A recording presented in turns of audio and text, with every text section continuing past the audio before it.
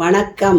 அறம் சொல்லும் திருக்குறள் பகுதியில் இன்றைக்கு ஆத்திச்சூடி 4வது அடி ஈவது விலக்கேல். இந்த அடியை பற்றி பார்ப்பதற்கு முன்னால் ஔவையாரை பற்றி சில குறிப்புகள்.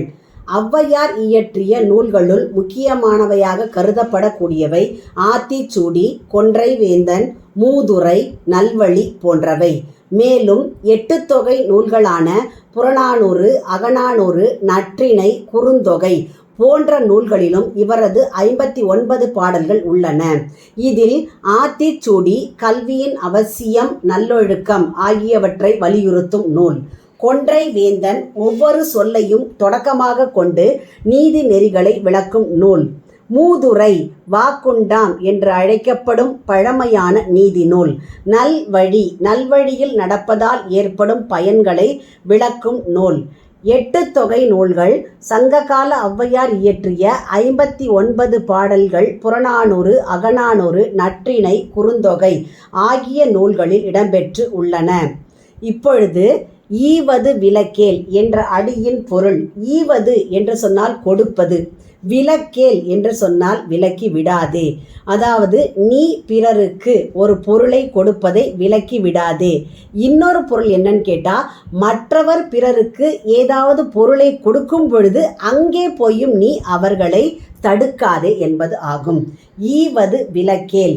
இந்த அடிகளை வைத்து பார்க்கின்ற பொழுது சங்க காலத்திலே இருந்த கடையெழு வள்ளல்கள் எல்லாம், அதாவது கடையெழு வள்ளல்களின் கதையை நாம் பார்க்கின்ற பொழுது, பாரி வாடி கிடந்த முல்லை கொடிக்கு தேரை கொடுத்தார்.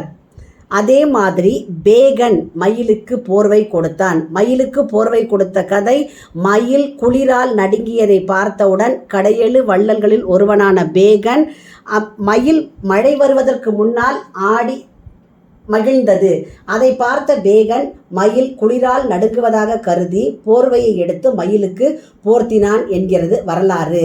அதே போல அதியமான் தனக்கு கிடைத்த நெல்லிக்கனியை ஔவைக்கு கொடுத்தார். ஏனென்று கேட்டால், நெல்லிக்கனியை ஔவை உண்டால் ஔவையும் வாழ்வார், அவரால் தமிழும் வாழும் என்று சொல்லி ஔவைக்கு அரிதினும் அரிய நெல்லிக்கனியை ஈந்தவன் அதியமான். அதே போல புறா உற்ற துயரை போக்குவதற்காக தன் தசையை அறிந்து கொடுத்தான் சிபி சக்கரவர்த்தி.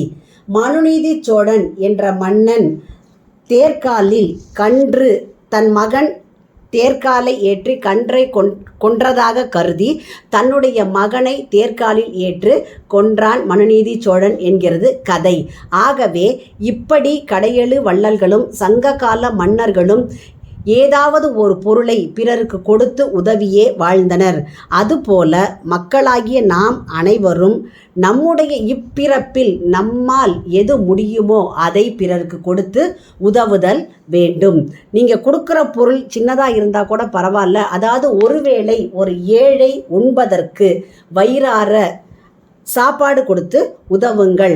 அது மாதிரி உங்ககிட்ட இருக்கிற ஈவது என்று சொன்னால் நீங்கள் நிறைய பணமோ பொருளோ தங்க நகையோ கொடுக்க வேண்டும் என்று அவசியம் இல்லை. நீங்கள் படித்த படிப்பை மற்றவருக்கு கொடுத்து உதவலாம். நீங்கள் கற்றுக்கொண்ட வேலையை மற்றவருக்கு சொல்லிக் கொடுத்து உதவலாம். அப்போ ஈவது என்று சொன்னால் கொடை மட்டும் அல்ல.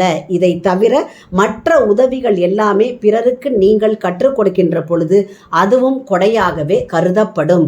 ஆகவே உங்கள் வாழ்க்கையில் பிறருக்கு கொடுப்பதை விலக்கி விடாதீர்கள். பிறர் மற்றவர்களுக்கு கொடுக்கும்போது அதையும் தடுத்து நிறுத்தி விடாதீர்கள் என்கிறது ஆத்திச்சூடி வரிகள்.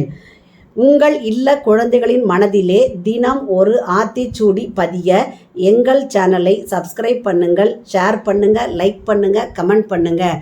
நன்றி. மீண்டும் ஆத்திச்சூடி அடி ஈவது விலக்கேல்.